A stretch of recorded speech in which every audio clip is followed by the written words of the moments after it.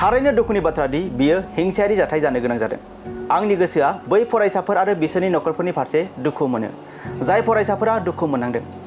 NEET paper दान्थे-बिदान्थेनि सायाव फिनजाथाय बलिउडनि फावखुंगुर सलमान खान बिथांनि। हादराव सोलिगासिनो दं नीट पेपार दान्थे-बिदान्थेनि सायाव गोबां दावराव-दावसि, जायनि थाखाय गोख्रों सोमावसारनाय आरो गोबां गिख्रंथाव महर लानो हमदों हादराव। आरो बे सोमावसारनायाव हादर नाङैनो फरायसाफोरा गोबां दुखु आरो खस्थ' सहायनांगासिनो दं। जाय सोमावसारनायाव हादरनि गोबां मुंदांखा सुबुंफोराबो बाहागो लानो गोनां जादों एबा मदद होनो गोनां जादों। जों मिथिगौदि जाय कान्टे बादगाखौ लानानै सनाम वांचुकआ उखैहाब सोमावसारनानै देहायारि जेंनाजों सैनांगासिनो दं। बेनि गेजेराव हादरनि मुंदांखा सेलिब्रिटिफोराबो बे आयदायाव मदद होनायखौ जों नुनो मोन्दों। बलिउडनि फावखुंगुर मुंदांखा सलमान खान बिथाङाबो सरकारनि बेबायदि गोहैलु आखुखौ नुना समाजारि बिजोंनि गेजेरजों माखासे पस्ट हगारनायखौ जों नुनो मोन्दों। बिथाङा पस्टनि गेजेरजों माखासे बाथ्रा बुंदों आरो हादरनि फरायसाफोरनि सायाव बाख्नायना गोबां बेसेन गोसा बाथ्रा बुंदों बिथां सलमान खानआ।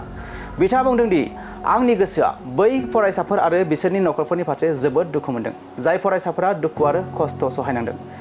नीट पेपार लिक जानाया थारैनो मोनसे जोबोद गोब्राब आयदा आरो आं बेखौ नुनानै गोजोननाय मोन्दों दि जोंनि हादरनि फरायसा गथ'फोरा मोनसे मोजां सोलोंथाइ खान्थिनि थाखाय ज' जानानै फैदों, जेराव बिसोरनि बिमा-बिफाया बिसोरखौ हेफाजाब एबा मदद होदों।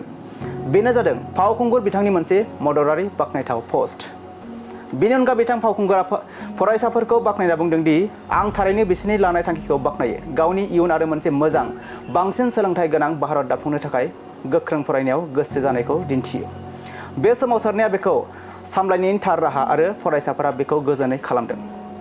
बिथांमोननि साहसआ जोबोद गिलु-बालु आरो सोलोंथाइनि फारसे थुलुंगा होनाय आरो गोसो होनाय। बे जोलैया भारतखौ गोग्गाथाव खालामनो थांगासिनो दं होनना ससियेल मिडिया पस्टनि गेजेरजों फोरमायो फावखुंगुर सलमान खानआ।